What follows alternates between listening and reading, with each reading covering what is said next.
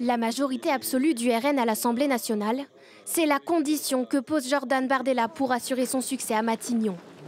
Dans un entretien accordé aux Parisiens, il estime que personne ne peut croire qu'on pourra changer le quotidien des Français avec une majorité relative. S'il est nommé Premier ministre, le président du Rassemblement national propose un certain nombre de mesures d'urgence. Parmi elles, la baisse de la TVA sur les énergies et le carburant de 20 à 5,5%. Il souhaite la mettre en œuvre dès cet été via un projet de loi de finances rectificatif. Pour la financer, Jordan Bardella propose de supprimer des niches fiscales, notamment celles sur les armateurs, et abaisser de 2 milliards d'euros la contribution de la France au budget de l'Union européenne. En ce qui concerne la suppression de la TVA sur les produits de première nécessité, Jordan Bardella la renvoie à un second temps, tout comme l'abrogation de la réforme des retraites, reportée à l'automne.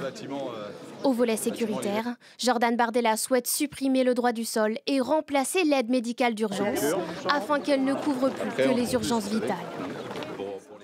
Et on va aller plus loin tout de suite avec vous, Flore Simon. Bonjour Flore. Le premier tour donc se rapproche et pour le moins c'est un peu la conclusion après cette feuille de route dévoilée. Jordan Bardella met le coup de frein sur ses promesses de campagne. Oui, le RN, enfin Jordan Bardella qui fait sa campagne sur donc, son arrivée à Matignon. On sent que là, tout à coup, il dit qu'en fait, il lui faudrait la majorité absolue puisqu'il estime qu'il ne pourra pas gouverner avec une majorité relative. C'est ce qu'il a dit dans les colonnes du Parisien ce matin. Et c'est ce qu'il a redit aussi ce matin sur le plateau de CNews. Écoutez-le. Si demain, les Français placer le pays dans une situation de majorité relative, c'est-à-dire dans une situation de blocage avec un Premier ministre qui n'aurait pas la majorité absolue à l'Assemblée nationale, lui-même en situation de cohabitation, alors on ne pourrait pas changer les choses. Donc moi je dis au peuple français, il y a une occasion historique d'inverser le cours de l'histoire, de changer la politique dans notre pays et de changer de cap. Mais pour cela, moi j'ai besoin d'avoir une majorité absolue. Et donc je n'envisage pas d'être le collaborateur du président de la République. Alors voilà, on peut imaginer que Jordan Bardella essaye par là de mobiliser son électorat. Gabriel Attal, le Premier ministre, lui, ne l'entend pas du tout de cette oreille. Il estime que finalement le RN fait un refus d'obstacle. Écoutez sa réponse ce matin donc, à Jordan Bardella qui appelle à une majorité absolue à l'Assemblée.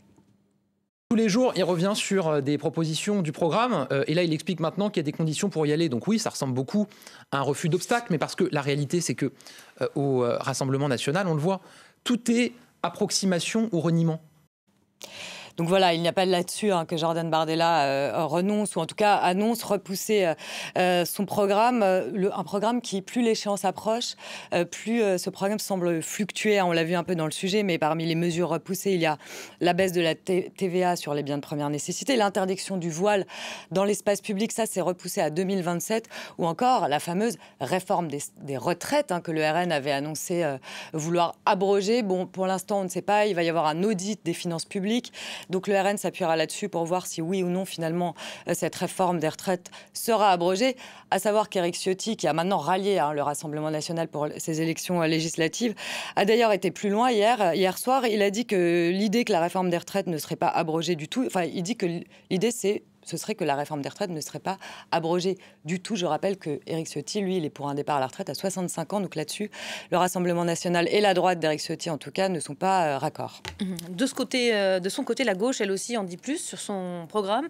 Ça faisait l'objet d'un premier meeting hier soir à Montreuil, premier grand meeting donc pour ce nouveau Front populaire de gauche. Oui, et cet après-midi, le nouveau Front populaire de gauche doit présenter son programme économique détaillé et chiffré. En effet, hier soir, premier grand meeting à Montreuil. Donc, il y avait les cadres du parti, des partis de gauche d'ailleurs, des personnes de la société civile, des syndicats. Alors, et des appels répétés à l'union. Mais ce qu'on a vu quand même, c'était des fissures. On sent que cette union, elle est fragile, notamment depuis l'éviction de certaines figures des insoumis pour candidater à ces élections législatives, à commencer par Alexis Corbière. En fait, dès que François Ruffin, le député de la Somme, est monté sur scène, il a immédiatement apporté son soutien à Alexis Corbière. Sauf que la décision de ne pas présenter Alexis Corbière pour ces législatives, c'est une décision de la direction du parti, entendez par là Jean-Luc Mélenchon, c'est en tout cas ce que dit l'ancien député. Et puis alors parmi tous ces partis de gauche qui sont unis pour l'instant sur le papier, il va falloir trouver un Premier ministre. Et c'est là qu'on va voir comment ça va s'organiser. Et pour ça, Olivier Faure, le premier secrétaire du PS, a émis un souhait ce matin. Écoutez-le. C'est simple. Moi, je souhaite que ce soit l'ensemble de celles et ceux qui formeront cette nouvelle majorité qui puissent se retrouver au lendemain du 7 juillet et qui puissent ensemble désigner celui ou celle qui sera le mieux placé pour répondre à une situation qui sera une situation compliquée. Comment prendrez-vous la décision? Est-ce qu'il y aura un vote? Oui, moi je souhaite un vote. Donc voilà, et évidemment, ce n'est pas acté, puisqu'on imagine bien que si les Insoumis arrivent premiers en premier groupe, plus important lors de ces élections législatives, ils voudront sans doute imposer une figure issue de leur mouvement. Je rappelle que François Ruffin se dit prêt, Jean-Luc Mélenchon aussi, mais bon, sur Jean-Luc Mélenchon, le sujet est clivant. Au milieu de tout ça, un mot de la majorité, peut-être qui semble prise pour le moment en étau. Oui, alors Gabriel Attal a été ce matin dans une grande radio nationale. Alors lui, il appuie en fait il met en doute la crédibilité des programmes économiques des deux blocs. Il met en avant le déclin économique annoncé par le programme économique donc de la gauche. Et puis, il met en avant aussi l'amateurisme du Rassemblement national. Et puis surtout, ce qu'il met en avant, c'est le vote utile, le vote de raison, celui donc du bloc central, le sien. Sauf que on a vu que cette dissolution pour une partie de l'opinion avait été extrêmement avait été complètement incompréhensible. Et puis, on a vu aussi que le déficit public avait aussi mis un doute dans la tête des Français sur finalement la capacité du gouvernement qui s'était quand même sur l'économie, Macron avait quand même fait une grande campagne. Donc sur ces deux points, ça a mis à mal le gouvernement et la majorité.